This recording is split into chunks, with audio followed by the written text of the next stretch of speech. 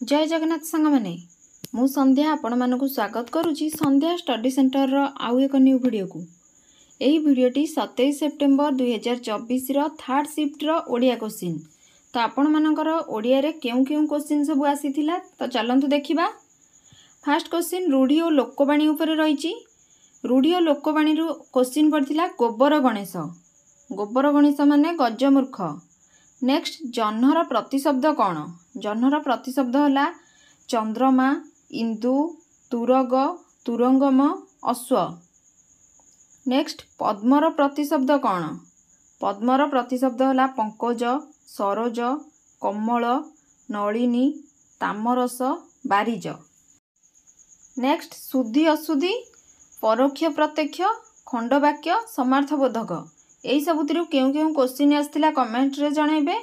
Next Odia passage Ramayan ऊपर 5 mark रो question पड़थिला।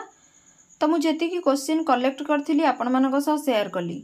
जदि आउ किछि क्वेश्चन पड़थिला कमेंट रे जणांतु। तो सांग माने मोर ए वीडियोटी आपण मानकु भलो लागिले वीडियोटी को लाइक शेयर करिवे। मो चैनल को सब्सक्राइब करबा को जमा भी भूलिबेनी।